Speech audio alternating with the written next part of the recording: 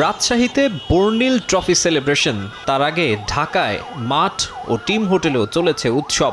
যে কজন বিদেশি ক্রিকেটারের স্বতঃস্ফূর্ত অংশগ্রহণ দেখা গেছে তার মধ্যে সন্দীপ লামিচানে অন্যতম। সময় সংবাদে বিপিএল এর অভিজ্ঞতা জানিয়ে গেছেন নেপালি তারকা। বিপিএল এ খেলার অভিজ্ঞতা ছিল দারুণ। শিরোপা জিততে পেরে ভালো লাগছে। টুর্নামেন্টের পারফরমেন্স পর্যালোচনা করলে বুঝবেন যোগ্য দল হিসেবেই চ্যাম্পিয়ন হয়েছি। এর আগে 2019 সালে এসেছিলাম। বিপিএল এর মান এখন আরও উন্নত হয়েছে। আমার মনে হয় বছর তিনেকের মধ্যে এটা শীর্ষ লিগগুলোর পর্যায়ে চলে যাবে। রাজশাহীর সমর্থক, ফ্র্যাঞ্চাইজি ও সতীর্থদের, বিশেষ করে ক্যাপ্টেন শান্তর প্রশংসা করেছেন লামিচানে। শান্ত ভালো অধিনায়ক, জাতীয় দলকে নেতৃত্ব দিচ্ছে, যা তাকে আরও পরিণত করেছে। দলের বিদেশি এবং দেশি ক্রিকেটাররা শতভাগ দিয়ে চেষ্টা করেছে, সে কারণেই সাফল্য এসেছে।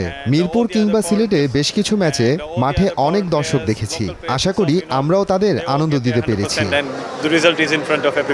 বিপিএল শিরোপা জয়ের সুখস্মৃতি নিয়ে টি-20 বিশ্বকাপে নামবেন লামিচানে। তার দল নেপালের গ্রুপ প্রতিপক্ষ ছিল বাংলাদেশ, কিন্তু শেষ পর্যন্ত খেলাই হচ্ছে না টাইগারদের। মেগা ইভেন্টে লিটনদের মিস করবেন তিনি। আমি আশা করেছিলাম শেষ পর্যন্ত টি-20 বিশ্বকাপে বাংলাদেশকে দেখতে পাবো, কিন্তু আইসিসি ও বিসিবির মধ্যে কি হলো বুঝলাম না।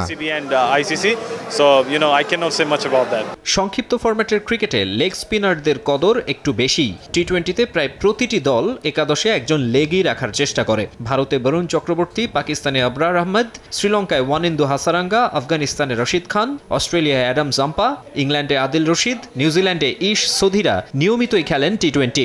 বাংলাদেশে দীর্ঘদিন উপেক্ষিত ছিলেন রিস্ট স্পিনাররা, তবে এখন নীতি নির্ধারকরা বুঝতে পেরে রিশাদ হোসেনকে দিচ্ছেন গুরুত্ব।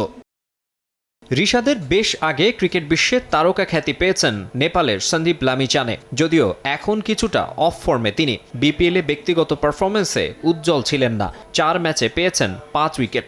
আসন্ন বিশ্বকাপে কামব্যাকের আশায় সন্দীপ। মাকসুম আলম খান, সময় সংবাদ, ঢাকা।